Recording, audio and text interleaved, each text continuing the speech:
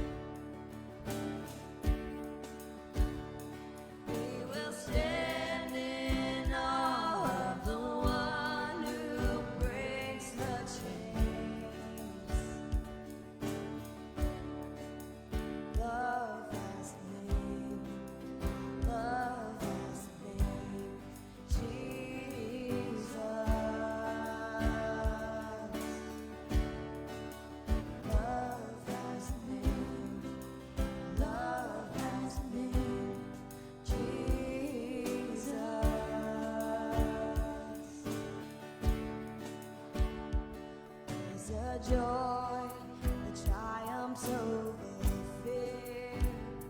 There's a laughter wipes away all tears. There's a presence changes atmospheres. There's a name.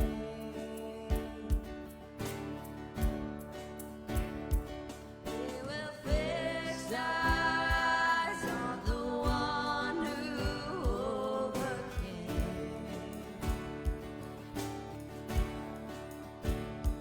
We will stand in awe of the one who breaks the chains. Love has a name. Love has a name. Jesus. Love has a name. Love has a name. Jesus. Love has a name. Love has a name. Jesus.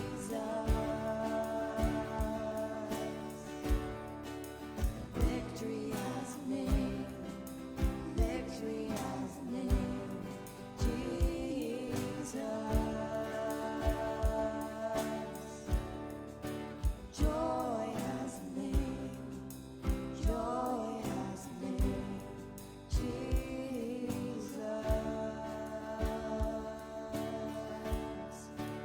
Love has a name.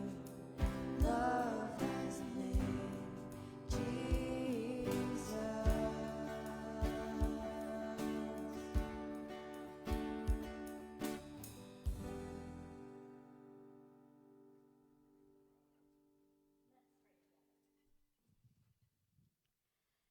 God, it is so good to be loved by you, to know that indeed Through Jesus, you have shown us love that is forever, love that is everlasting, and love that is amazing. God, we thank you that you came in your Son to extend love to us and to show us what love is to look like. How powerful it is, as the song said, to know that love has a name in Jesus. So we pray this morning that you would just help us as we worship together to experience that love and also to be filled with it in a way that allows us to reflect it. Lord, help us to reflect Jesus, to reflect love,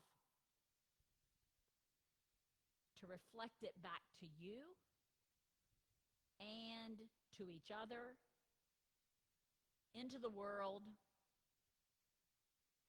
in all places where you lead us and take us in the living of our lives. In the name of love, in the name of Jesus, we pray. Amen.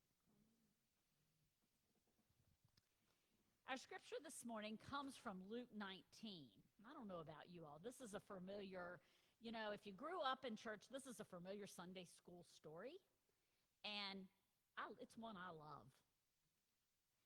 Jesus entered Jericho and made his way through the town. There was a man there named Zacchaeus. He was the chief tax collector in the region, and he had become very rich. He tried to get a look at Jesus, but he was too short to see over the crowd. So he ran ahead and climbed a sycamore fig tree beside the road, for Jesus was going to pass that way.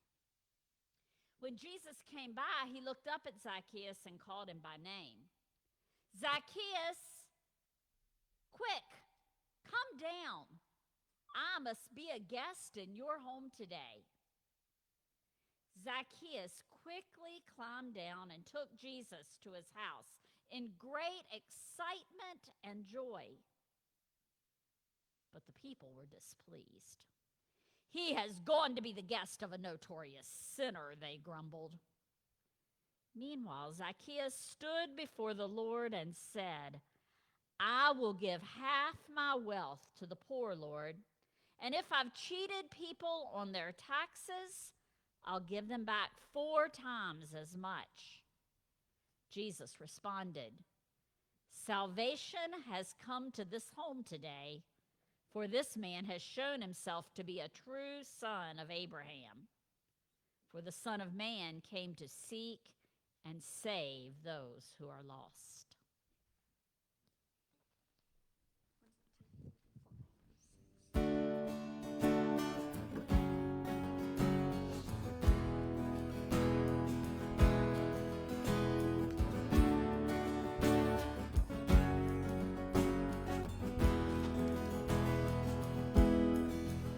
You give life, you are love, you bring light to the dark.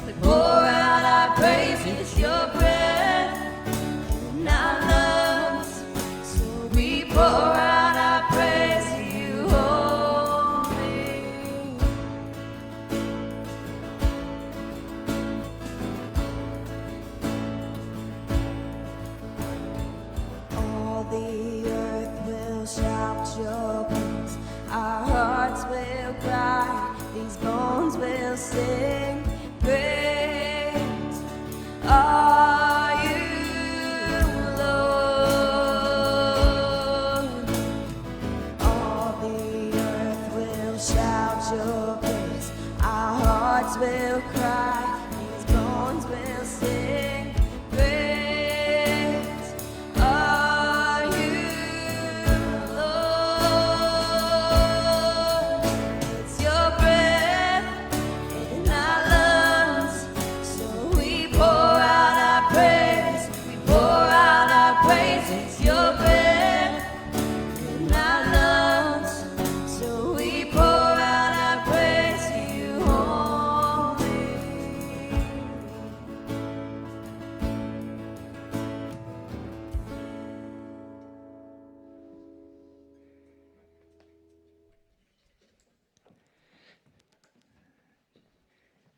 Online, Carly, you're still playing.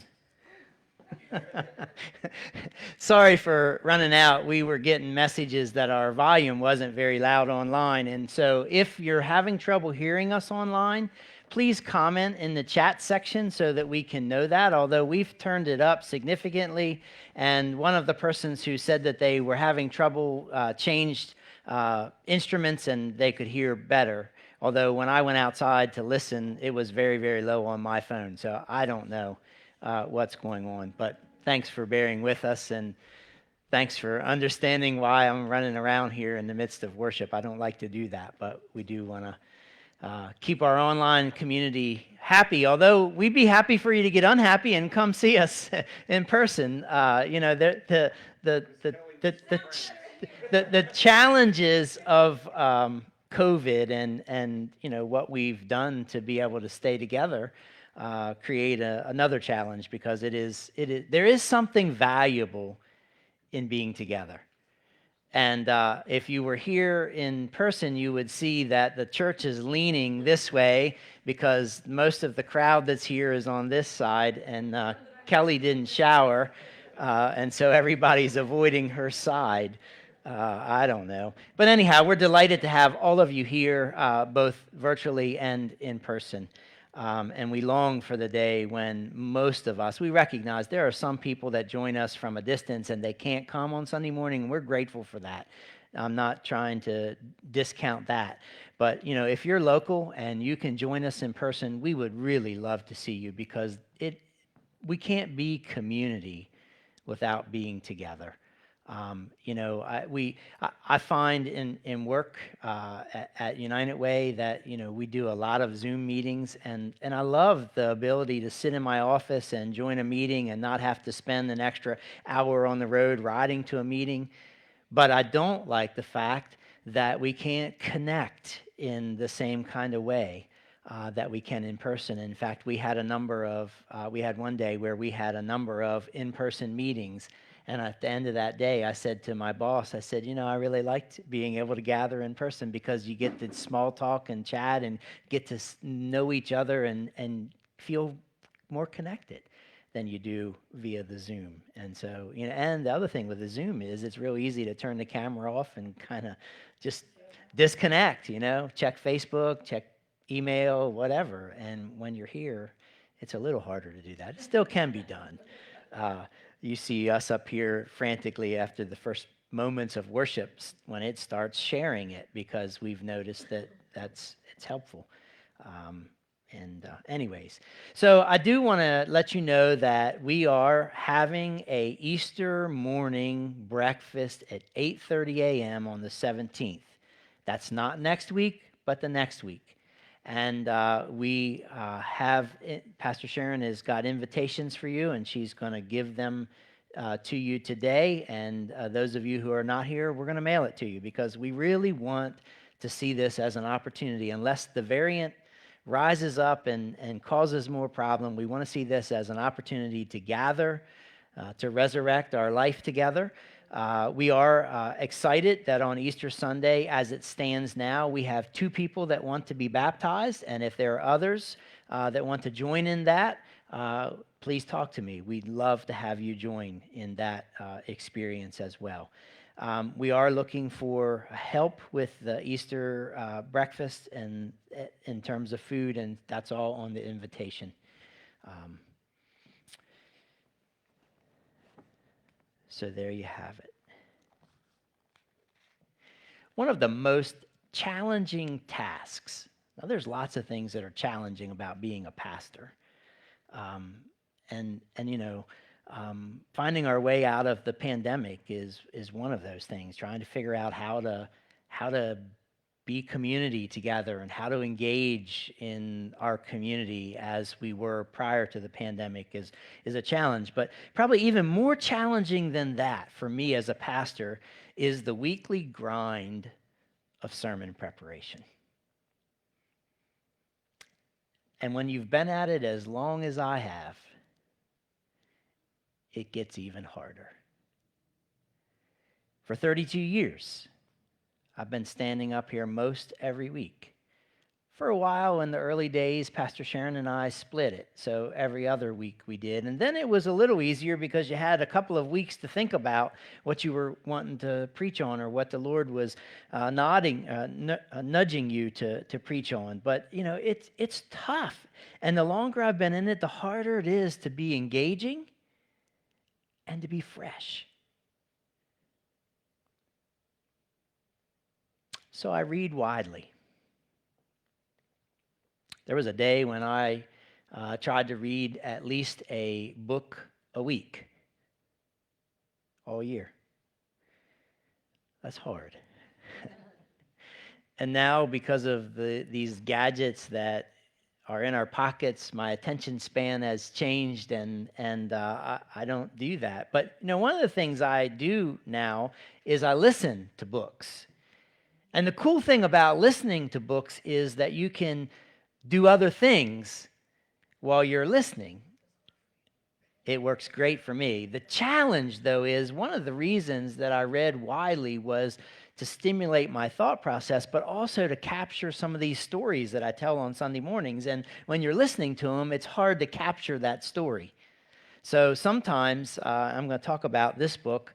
I bought it online, but I went and I had to buy the physical book because I've been listening to it, and I had some things I wanted to share this morning, and I didn't know how to go back and capture it in the audio book in the way that I could capture it in a book in my hands. And maybe, in 20 years, some of you youngsters who only grew up listening to books might figure that out. But anyways, that's one of the things I do. I listen to audio books or I read. I also listen to podcasts. I have a number of podcasts that I love to listen to. And one of my favorites is called The Bible for Normal People. And I don't always agree with some of the things that they talk about, but they stretch me. They cause me to think about things from a different perspective and a little differently than I might have otherwise. And I pray a lot. I try always to be sensitive to God's Spirit at work in me and around me as I prepare for Sunday morning messages.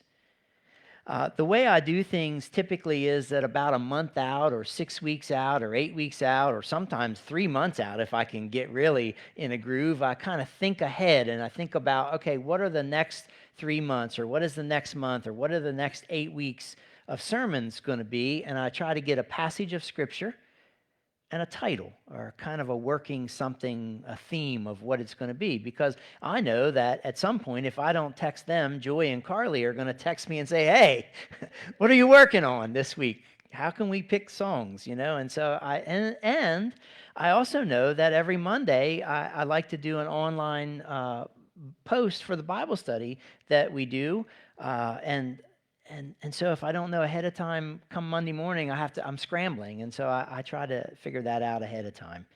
And then on Monday, I start reading the passage, and I start reading it several times throughout the day, and then thinking about that. And then I let that percolate as I do whatever it is I'm doing throughout the week. And this week, while I was mowing grass, I was listening to one of the podcasts that I really, really like to listen to. And the biblical scholar that was on it said something that resonated with me so deeply that I began thinking and praying about it. And I decided on Thursday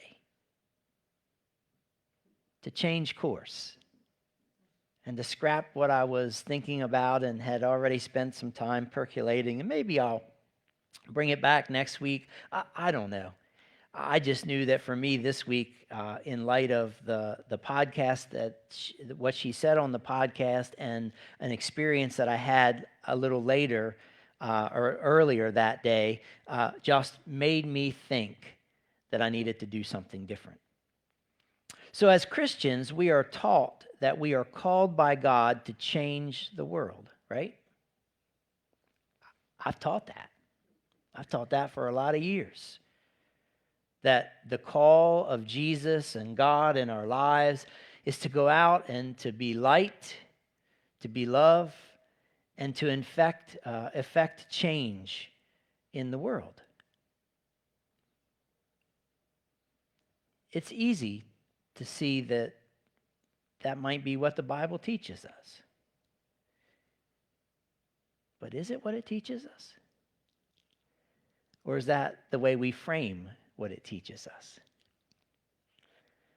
So here's what the scholars said on the podcast that resonated with me and what got me to reframe my sermon.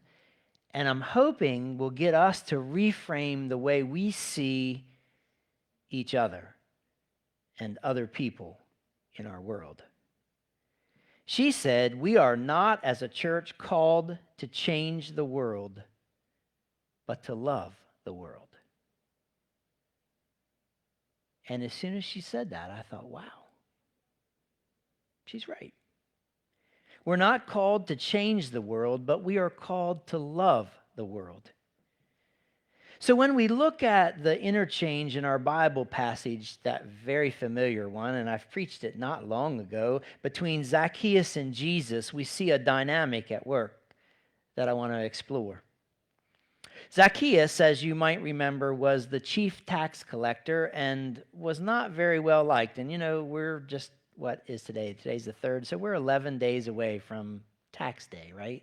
You've begun the process of filing your taxes. I mean, I got the bad news from my accountant last week, and it seems we are self-employed as far as the tax code looks at ministers, and it seems we never pay enough in Social Security taxes because we have to pay the full amount. And this year it's the same, and I just come on, 1 year I'd like to get a little bit back. I'd like not to have to pay so much. But anyways, I got the bad news. So Zacchaeus was this chief tax collector, and as the chief tax collector, as any tax collector, he wasn't very well liked. In fact, he was despised. He was hated. I mean, who likes the tax collector, right? And for good reason, because in that day, as I've told you many times, the tax collectors were allowed to say, you know what? Andrew owes me more money, because more money than he typically owes me, because I say he's going to have to pay me an extra $100. That's what the tax collectors could do. They could say maybe his tax is $50, but he's going to pay me $150. And they had the law behind them to do that. And so they weren't very well liked. I mean, who likes a scammer? And yet, for some strange reason, Zacchaeus wanted to see Jesus when he heard that Jesus was in the area. I mean, that's strange when you think about it. Yet, Luke doesn't tell us, but I wonder if one of the reasons Zacchaeus really wanted to see Jesus is because he heard really cool things about what Jesus was doing. I mean, we often see stories in the Bible about Jesus where people are aware that Jesus is around and they've heard some things about him, and so they want to get close to him. Some of them want to touch him because they heard about his healing powers, or they call out to him in various fashions. And so here's Zacchaeus, this hated, despised person wanting to see Jesus. And he wants to see him so badly that he climbs up in a tree so he can see him. Now, it's interesting that Jesus notices Zacchaeus and walks over to him and engages him, even invites himself to lunch at Zacchaeus' house. Now, how would you like that? I'm coming to your house today. I'm not Jesus, but, um, nobody likes to have unexpected guests. I mean, did he ask to go home and clean up first? Or was he just so excited that Jesus wanted to come home with him?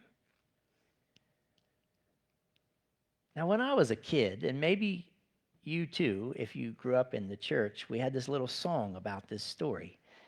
Zacchaeus was a wee little man was he. And we had these motions that we sang with it. And when we got to the part where Jesus saw him in the tree, it's Jesus looked up and saw him in a tree and said, Zacchaeus, and this was the motion, shaking your finger. And when did you have somebody shake their finger at you, if you ever did? It was when you were doing something wrong, right? Some teacher, your parent, your grandparent, when they shook their finger, you knew that you were doing something wrong. And so that was the motion that was in this song. Zacchaeus, you come down, for I'm going to your house today. But nowhere in the story is it tell us that Jesus was angry at Zacchaeus. So why do we put that in the song? And that's the way we frame it, right? We think because he's a hated person, because he's a sinner, maybe. And we think Jesus has to hate sinners. And because Jesus hates sinners, then we in the church think we need to hate sinners. You see the framing that we give to it? And that's why we get ourselves in this situation where we think our call is to change the world, to change the sinners.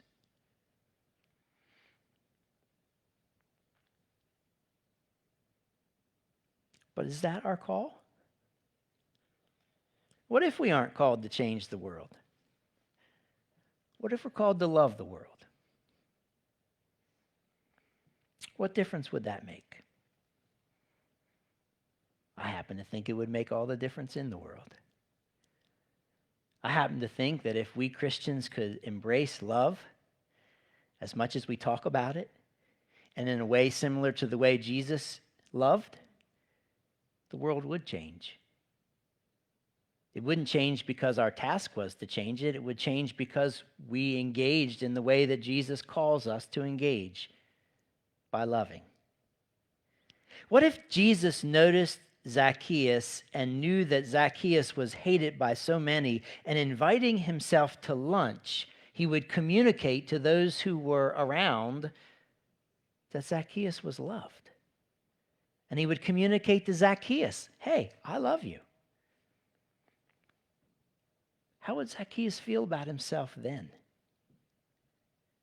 The crowd, they were grumbling. Why is Jesus going home with that sinner, they said. The invitation to lunch with Jesus was an expression of love, I think. It was Jesus saying to the crowd, hey, this guy that you hate, I love. It was Jesus saying to Zacchaeus, hey, I know the world hates you, but I don't. I love you. And as a result of the love that is shown to Zacchaeus, Luke tells us that Zacchaeus changes his life. He says, and we don't have any recording of Jesus saying anything to Zacchaeus to get him to say this. Zacchaeus simply says in this exchange that he's going to give half of his wealth to the poor, and he's going to give back to anybody that he cheated 4 times what he cheated him. So, Andrew, you're getting $400 back. I only took 100, but you're going to get 400. You see what's going on here? The change was brought on by love in the way I'm framing this. Now, I have no way of knowing. I wasn't there. And Luke doesn't really tell us, but you can surmise that maybe that's what happened. Maybe that Zacchaeus felt the incredible love that Jesus had for him, And he decided that the way he was living his life, he didn't want to live that way. He wanted to change. Maybe Jesus said something to him too. We don't know. What we have is Jesus seeking Zacchaeus out, inviting himself to lunch, and Zacchaeus announcing that he's going to change the way he's been living. What if the reason Zacchaeus wanted to see Jesus was because he had heard about the love that Jesus was showing and sharing all around? I think that's a very good possibility. I mean, something compelled him to climb in the tree, and I doubt it was the hope that he would be scolded by Jesus, right? I mean, if you think you're going to be scolded, are you going to go to where you're going to get scolded? No. I mean, you remember when your parents said, Martin Earl, Kellyanne, I don't know what your middle name is, but when you heard that middle name, you knew you were in trouble. And did you want to go? You didn't go running to them, right? No. You did all you could to avoid going. On Wednesday, I prayed with the staff at Pinehurst Elementary School, as I have done most every Wednesday for the last 8 years. I did it in person on Wednesday, but during the pandemic, for the entire time the school was closed, we did it virtually. We get anywhere from 8 to 15 people that join us online, or when we were virtual, it was even more, because the teachers weren't running around, the staff weren't running around trying to get their classrooms ready in that preschool moment right before the bell rings and the door opens and the day changes in a huge way. And it's always the highlight of my week. And so as I do, sometimes I posted about it on Facebook. And it wasn't too long, wasn't too many minutes later, I got a notification that I'd gotten a message from a friend here in the community who is a Christian. And he wanted to know, and this was his question, how did you make that happen? Wanting to know how I made being able to go into school and pray. Because, prayer's not allowed in school, right? God's been kicked out of school, right? Isn't that I hope you hear my facetiousness in that, because, God is in school every day, all day long, everywhere you go. And prayer is in school anytime or any place. Some Christian or somebody who believes in prayer is there in school praying. It's just silly. But anyhow, the question was, how did you make that happen? And I didn't. And my response to him was this. I said, I didn't make it happen. For the last 16 years, Community of Joy has been actively loving the staff at Pinehurst Elementary School, and about 8 years ago, a vice principal asked if we would come to pray around the flagpole on National Day of Prayer. And I said yes. And after that, she said, would you come every week and pray with our staff before school? And I said yes. We have been actively loving the staff of Pinehurst Elementary School for 16 years. It took 8 years for that invitation to come. I never once asked. I never once pushed. I never once insisted. We went there a lot of years on the first day of school as a group, or on the Sunday before school started, to pray out in the parking lot, but we never promoted it. We just did it as a body. And in those 16 years, we've done a whole host of things to love on the staff, just to love. And just this morning, I was looking for something else in my office, and I came across these little notes that we always, whenever we do like a cookie feast or a soup lunch or whatever, we always put a little sign out for the staff. And oftentimes I would buy a bouquet of flowers and put there so it would draw attention to this, because we want to communicate this love that we have for staff. I'm just going to read you these. Since I found them this morning, I thought, that really fits. I was glad I found them. I didn't find what I was looking for, but I found, I don't know where what I was looking for is, but anyways. So this one says, we appreciate you and the impact you are having in our community by the gift of your time, compassion, and influence in the lives of our children and their families. Thanks for all you do. Enjoy these sweets with our gratitude from your friends at Community of Joy. This one says, enjoy a lunch on us with deep appreciation for all that you do to impact the lives of our community's children. You play such an important role in so many lives. We are indebted. Thank you, thank you, thank you. With love and appreciation.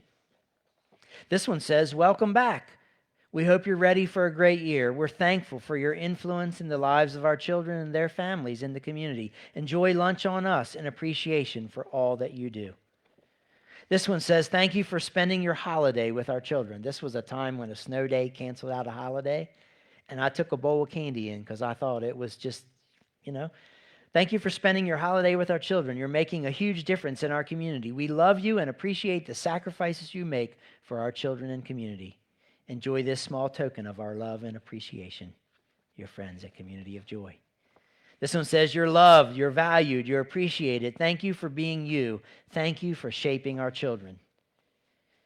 This one was on Valentine's Day. It says, on this day of love, we wanted to express our love for you and what you do. We're thankful for your influence in the lives of our children and their families in our community. Enjoy a lunch on us with love and appreciation. Back when we could have American Education Week, and I know you teachers are glad we don't have American Education Week. I know what a pain in the tail it was. But anyhow, knowing that, this one says, we know that American Education Week can be a bit stressful. So we wanted to provide you with some encouragement. Enjoy these candies on us. And then in parentheses, I said the only candy with gluten are the Kit Kat bars. Because, we want to be sensitive to the needs of people around us with love and appreciation. This one says, thank you, thank you, thank you for all that you do for our children and community. We appreciate the time and effort you give to teach and guide our children. We hope these you enjoy these cookies as a small token of our appreciation. Here's another one. We know your job is tough. We want you to know that you are loved and valued. You matter. What you do for our community is vital. Thank you for being you and doing what you do. Thank you, thank you. Enjoy these sweets with our gratitude. And so, there's a whole lot more that we've done over the years, but every time we do something, we try to communicate in that way, that they're loved and valued. And so after a while, you start to see that our love is real and it's genuine, and we're not pushing, and we're not there to try to change people's perspectives or to push Jesus on anybody. We're just simply there to love, because we've been called to love, not to change. And so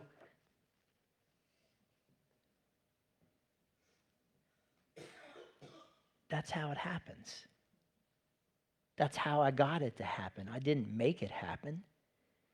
It simply happened because the school was noticing that we were showing up with love. No demanding, no pushing, no intent on changing. Just love. And that exchange on Facebook happened the same day that I heard that podcast. That happened in the morning, and I heard the podcast as I was mowing grass in the evening. We are not called to change the world, but to love the world. You see, when we assume that we are called to change the world, we also assume that we are elevating ourselves, right? When we assume that we are called to change the world, we think we know more than the world. We think we're better than the world. We elevate ourselves. We think we have all the answers, right? I mean, that's how it plays out. But we don't have all the answers. We aren't better. We aren't higher or elevated over anybody. In fact, Jesus doesn't even call us to elevation, right? He calls us to be humble. You remember James and John were fighting and wanted to be on the right and the left when he got to heaven. And they said, Jesus said, that's not from me to give you, and that's not an appropriate thing to ask. Humble yourself. The same's true with us. We're not the ones who are right.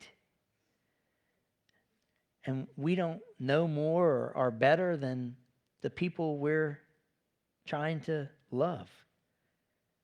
And it's not our role to make them change. Change happens because God helps it happen. When we push our ways, when we push our beliefs, we become dominant. And we dominate people. And no one likes to be dominated. No one likes to have somebody's beliefs pushed on them or ways pushed on them. And in the end, what ends up happening is people are pushed away from Jesus and pushed away from the church. It's very unattractive.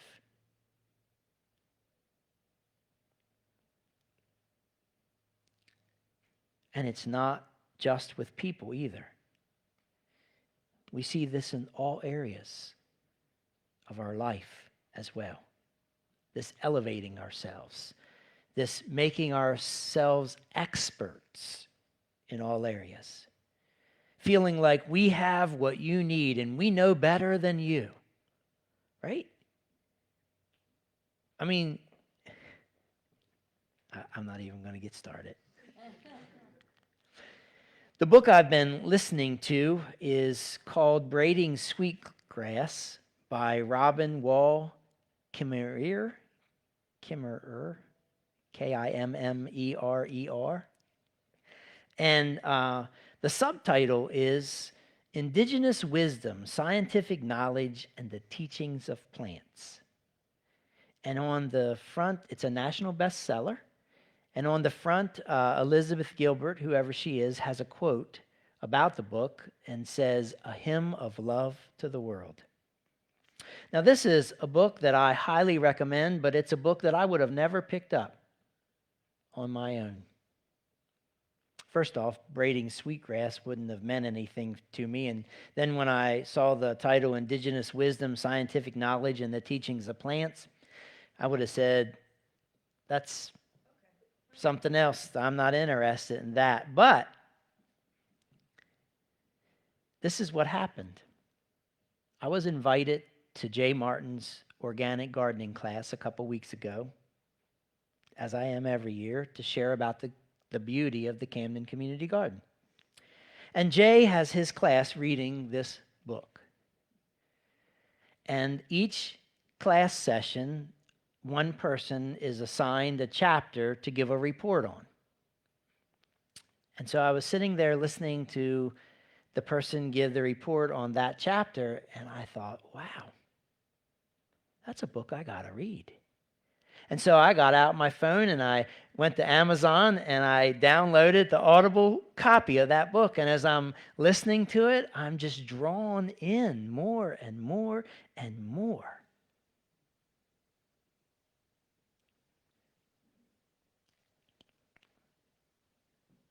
And there's a couple pages here I want to share with you.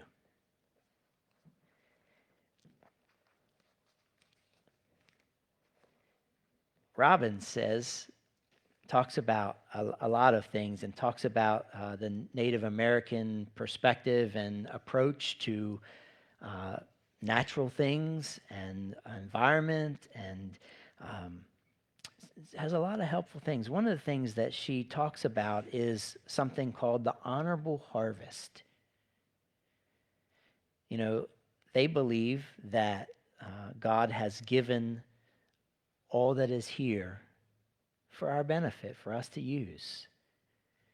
But we can't use it up, or it has no benefit to the future, that we have to approach things in such a way that we take care of and we nurture and we recognize that there's a give and take relationship that we have with things in nature. And the honorable harvest, here are the components of an honorable harvest. She says, know the ways of the ones who take care of you so that you may take care of them. She's talking about the plants. When you think about the various elements, various healing components of plants, you've probably seen one of the ones I think about right now, lavender. The aroma of lavender helps you to relax. There's a variety of things that we know about plants, and she says, take care of them so that they can take care of you. She says, introduce yourself, be accountable as the one who comes asking for life. Recognize that when you go out to pick an apple, you're picking a life. It's not a human life, but it is a life, and it's been given for a reason. It's a gift, and it has components that make your life better. And so, introduce yourself and ask permission, she says, before taking it. What she's trying to do is create this relationship that where it's not just all about us taking, but it's about us recognizing that we have a relationship with that apple and with that apple tree. One of the perspectives of the honorable harvest that I really like is never take the first. In other words, if you're walking through the woods and you discover a mushroom, don't take the first one. Go a little farther and look a little longer and find the next one. I have to see what happens when I get looking for mushrooms next fall and I see that first lion's mane mushroom, because I love them. I will have a hard time walking by a lion's mane mushroom, but I like this perspective. And then she says, never take the last. Because you want to leave something for the future. Take only which is given, that which is given. Never take more than half. Leave some for others. It's not all about us. If I took every apple off the tree, then there's nothing for someone else. Or if I go out and pick flowers, I find a patch of wild daffodils in the woods, which often marks where a homestead was.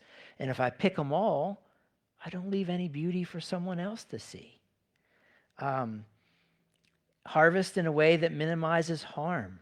Use it respectfully. Never waste what you've taken. So if you're going to take something, make sure you use it. We in our culture get into this mentality, it's okay if, how we throw out a lot of food, right? We waste a lot of food. If you compost, at least it's going to some value, but don't go down the road of saying, well, I'll compost, it's okay, it'll turn into fertilizer. Try to use what you pick, what you buy. Share.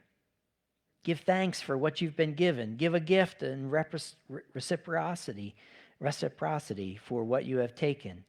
Sustain the one who sustains you, and the earth will last forever. And I thought, wow, because when we see our role as to change the world, it's not just about changing people. It's about, we discount. We don't care about the environment.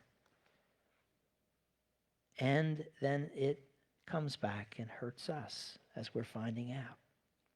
There was another story she shared about, this is about trapping.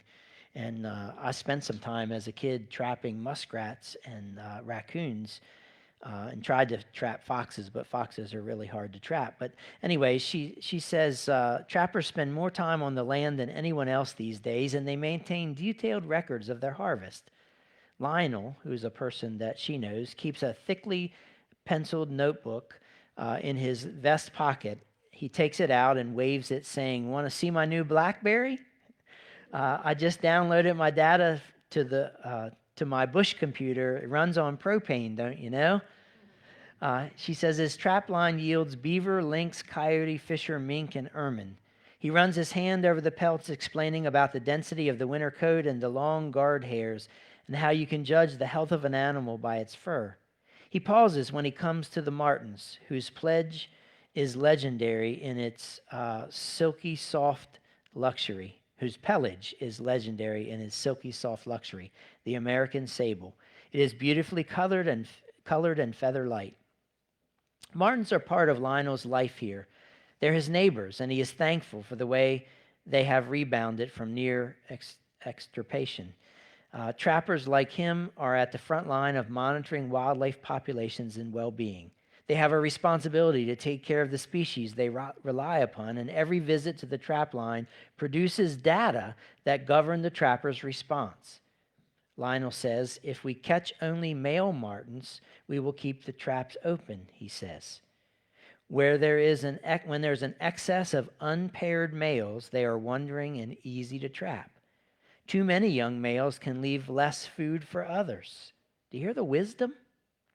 But as soon as we get a female, we stop trapping, because that means we've skimmed off all the excess and we don't want to touch the rest. You know, in our culture, who cares? We get a female, we're going to keep trapping. We're going to trap till we don't catch anymore, and then we're done. And then what happens next year? There aren't any martins to trap. That way the population doesn't get too crowded. No one will go hungry, but their population will continue to grow. In late winter, when the snow is still heavy but the days are lengthening, Lionel drags down a ladder from the rafters in his garage. He straps on his snowshoes and stomps out in the bush with the ladder on his shoulder and hammer and nails and scrap of wood in his pack basket. He scouts out just the right spots. Big old trees with cavities are best, as long as the size and shape of the hole dictates that only a single species can use it. He climbs to where the ladder is anchored in the snow, leans against a high branch, and he constructs a platform.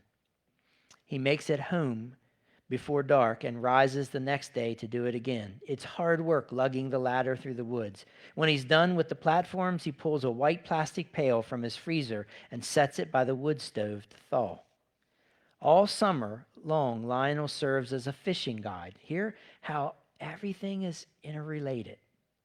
He serves as a fishing guide on the remote lakes and rivers of his birth. He jokes that he works only for himself, and he calls his company See More and Do Less. Not a bad business plan. When he and his sports clean their catch, he scrapes the guts into big white pails and keeps them in his freezer. He overheard his clients whispering, maybe he eats fish gut stew in the winter. The next day, he's off again, pulling the bucket on a sled miles down the trap line. At every platform tree, he scrambles up the ladder with somewhat less grace than a weasel, one-handed. You don't want to slop fish guts all over yourself. He shovels out a big smelly scoop on each platform and then hikes off to the next. Like many predators, martins are slow reproducers, which makes them vulnerable to decline. And they don't give birth until they're 3 years old. They'll have from 1 to 4 young and raise only as many as the food supply allows. I put out the gut piles, Lionel says, in the last weeks before the little mothers give birth. If we put them where nothing else can get them, those mothers will have some extra good meals. That will help them nurse their babies so more will survive, especially if we get a late snow or something. The tenderness in his voice makes me think about a neighbor delivering a warm casserole to a shut-in. It's not how I've thought of trappers. Well, he says, blushing a little, those little martins take care of me. Those little martins take care of me, and I take care of them. The teachings tell us that a harvest is made honorable by what you give in return for what you take. There's no escaping the fact that Lionel's care will result in more martins on his trap line. There's no escaping the fact that they will also be killed. Feeding mama martins is not altruism. It is deep respect for the way the world works, for the connections between us of life flowing into life. The more he gives, the more he can take, and he goes the extra mile to give more than he takes. And I thought, wow, you hear the difference. That's a reframing. That's not seeing ourselves as people who are to overcome and overtake the world. But we live in a relationship with it. We love it. And yes, I think God even calls us to love the world. I mean, he created this world and all its intricacies for us. And if we go out there and destroy it because we overharvest or we don't care about and we take more than we can use or we pick the first or the last, you see what we do? Do you know what happened to our environment during the shutdown? Things started rebounding. You know where we are now and all of that? Right back to where we were before the shutdown. There's much we can learn about this reframing the way we see people and the way we see our world, our environment. And I think Jesus calls us not to change it, but to love it.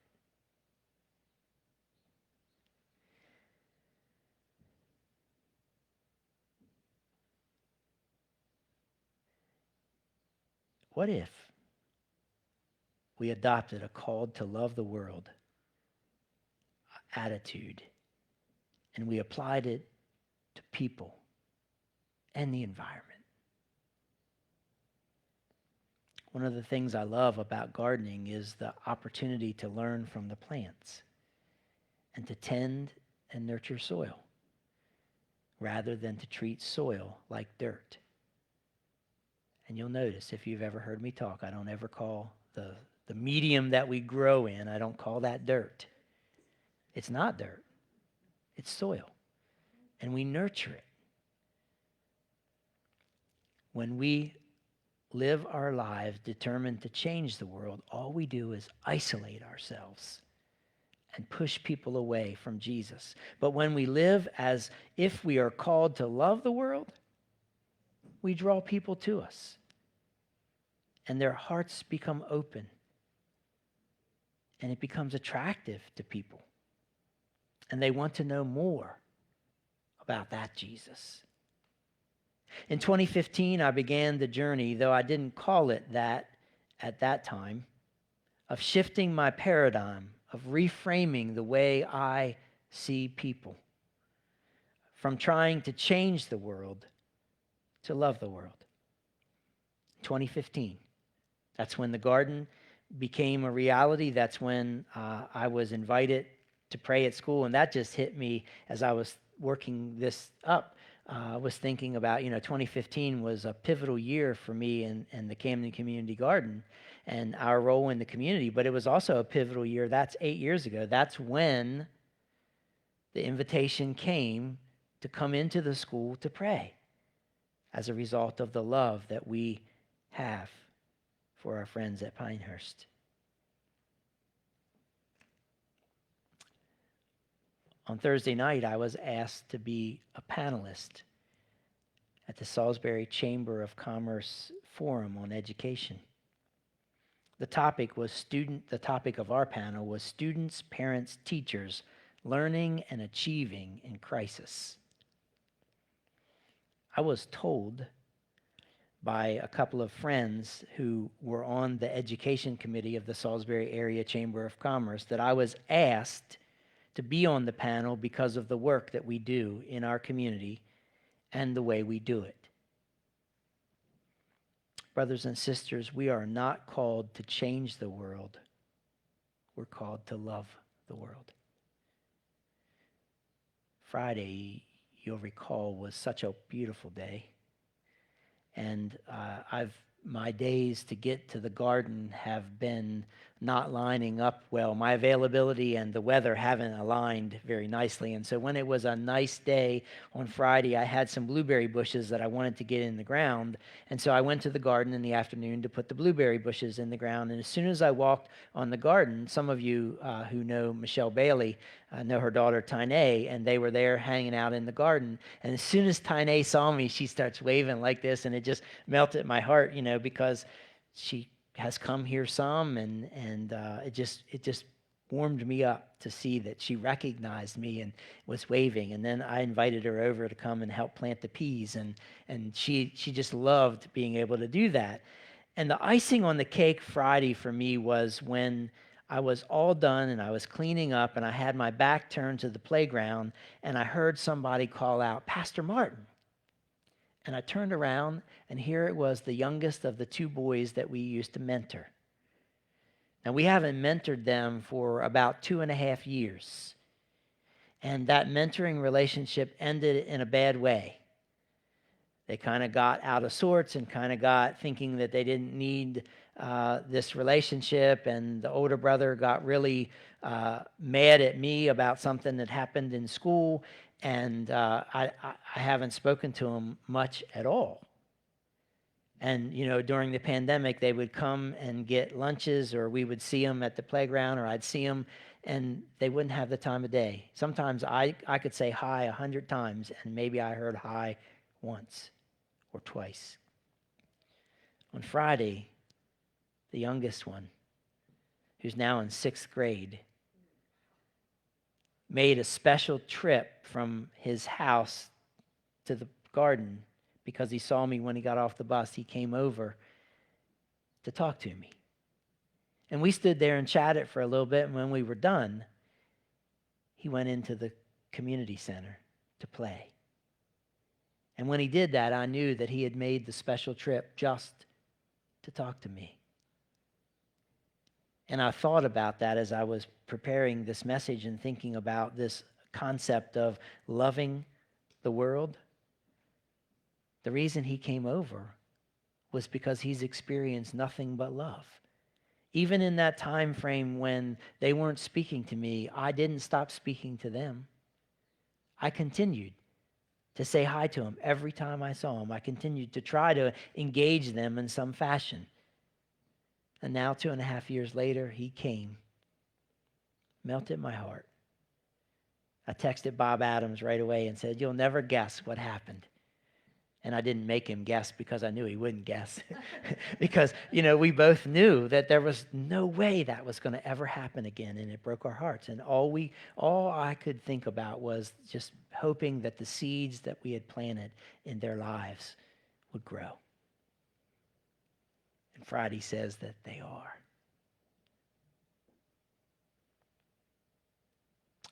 Could it be for too long we've been approaching this wrong? We've been elevating ourselves and trying to change the world, pointing our fingers and shaking our fingers and telling people they're wrong and they're sinners, ignoring our own sin. I believe so. I believe instead of being called to change the world, we're called to love the world.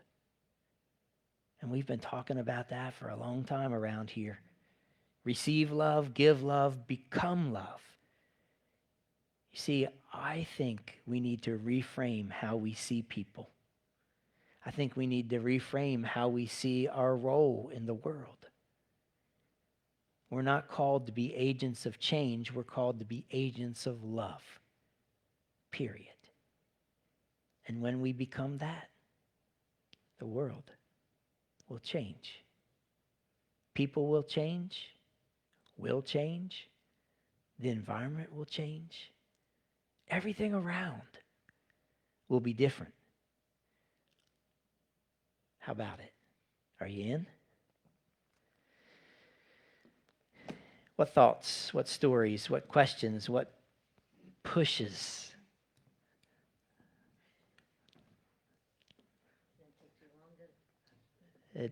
It's coming on.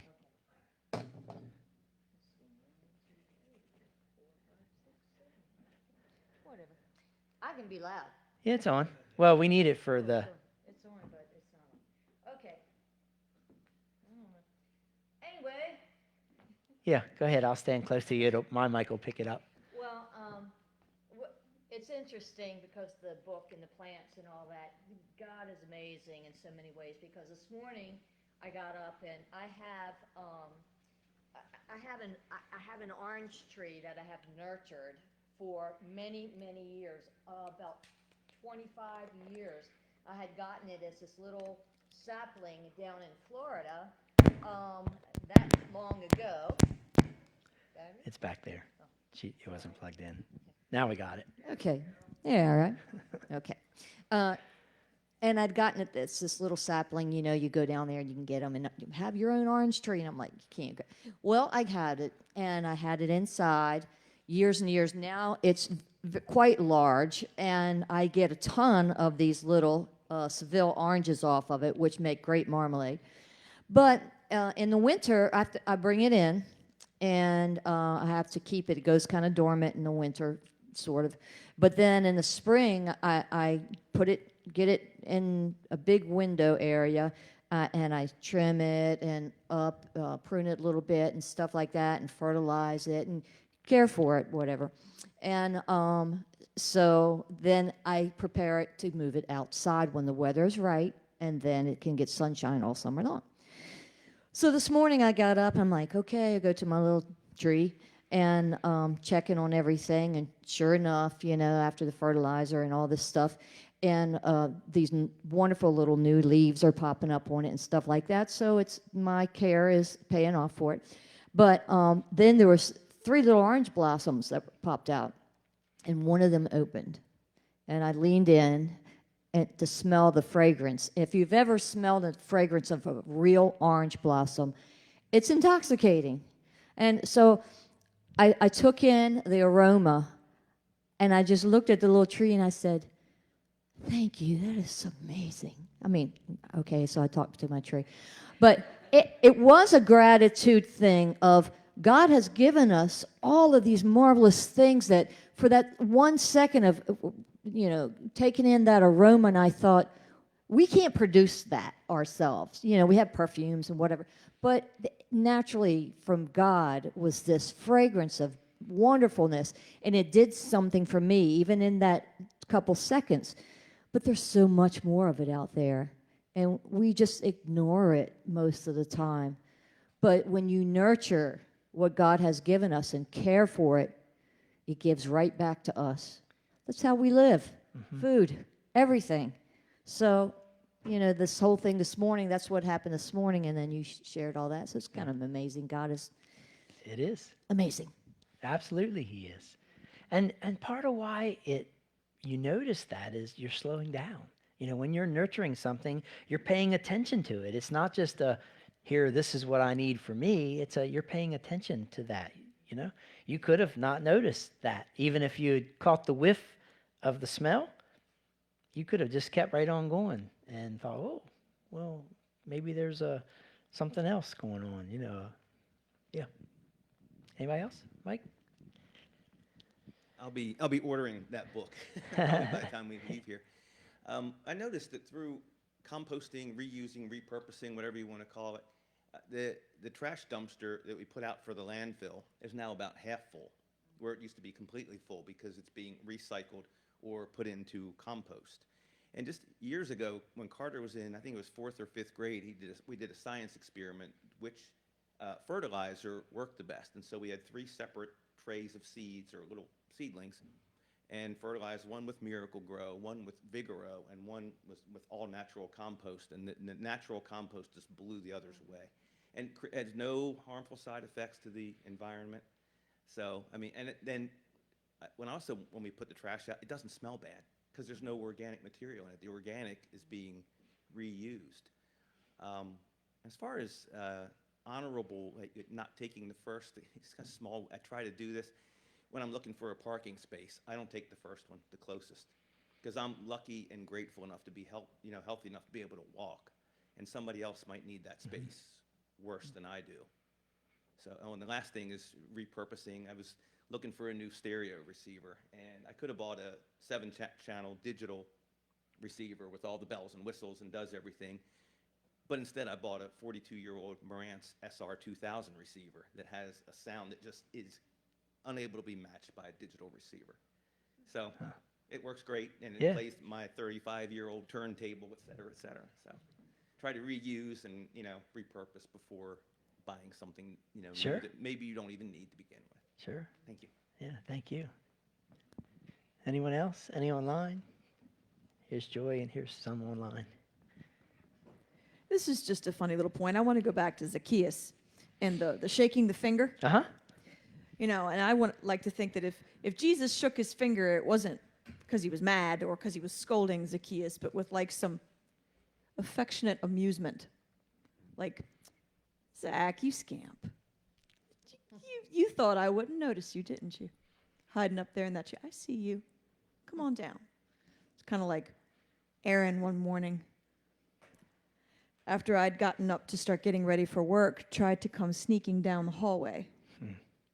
And he was pretty sneaky. First I thought maybe it was the dog, and then I realized, no, that sounds more like little boy feet than doggy feet. Taking his time, sneaking down the hallway. And so I peek around the corner, and he's got a blanket over his head, like a little fuzzy ghost. And then when he notices me, he ducks into the bathroom. And I go in there, and I'm like, hey, buddy. And he peeks one brown eye out at me. And he looks a little apprehensive, and then he hides under the blanket again and hisses like a cat. And so I scoop him up and snuggle him. I'm like, hey, you stinky little man, how you doing? And he nuzzles into my neck, and he goes, I thought you were going to be mad at me because I wasn't still in bed. And I was like, no, I'm so happy to see you. I'm so happy to see you. I'm glad you came to keep me company. And I think that's how, we feel about God and Jesus when we're sneaking down the hallway to come sit at his feet and talk to him. Is he going to be mad at me? Am I going to be received with that finger shake? But no, he wants to pick you up so you can cozy in and tell you that he's glad to see you. Thank you.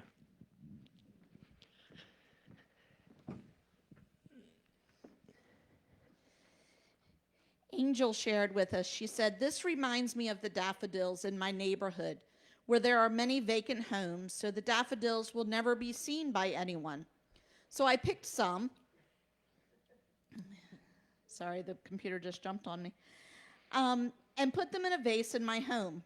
God told me it was okay because he created those for us to enjoy, and no one would even see them unless I took some home. They are on my kitchen counter, and they just remind me of the beauty that God provides for us. I feel as they were a gift he left for me.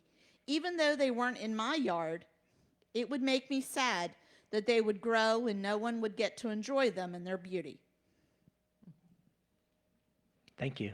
Is that it? Yeah. Okay. Our final song.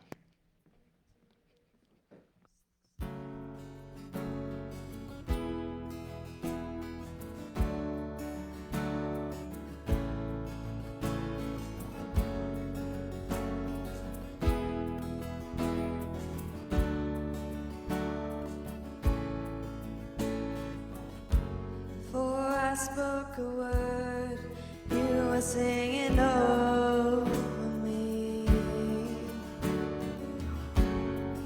You have been so, so good to me. Before I took a breath, you breathed your life in me. You have been so, so kind to me. Oh, the overwhelming, never-ending, reckless love of God. Oh, it chases me down, fights in life, and leaves the 99. I couldn't earn it, I don't deserve it. Still you give yourself away. Oh, the overwhelming, never-ending, reckless love of God.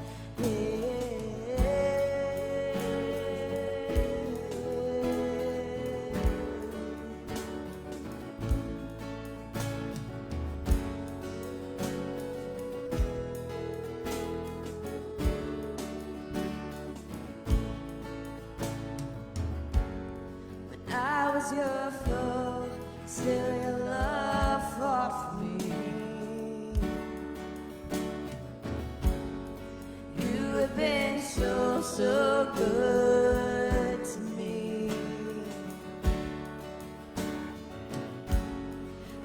felt no worth. You paid it all for me.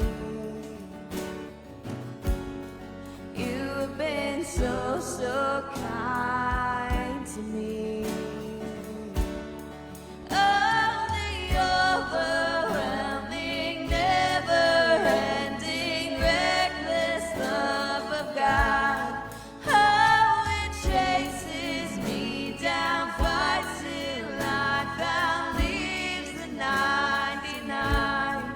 I couldn't earn it, I don't deserve it. Still you give yourself away.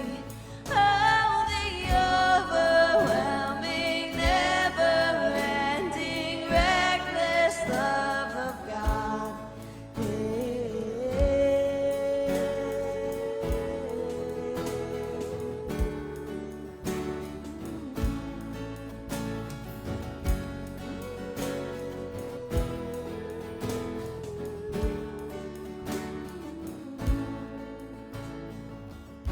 There's no shadow you won't light up, mountain you won't climb up, coming after me.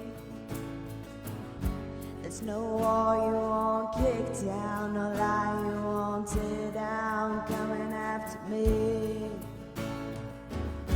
There's no shadow you won't light up, a mountain you won't climb up, coming after me.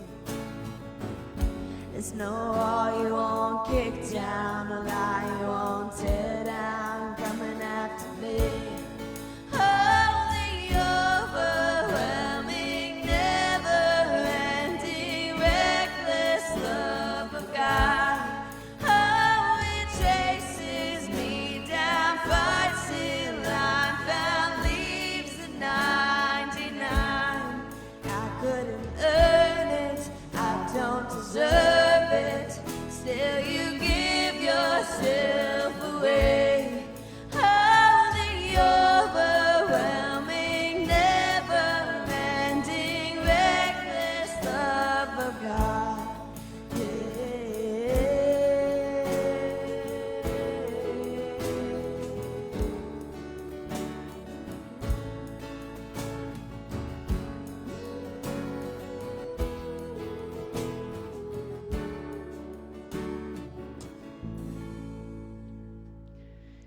Brothers and sisters, as you leave this place today, may you go forth to love the world. Go in peace. Amen.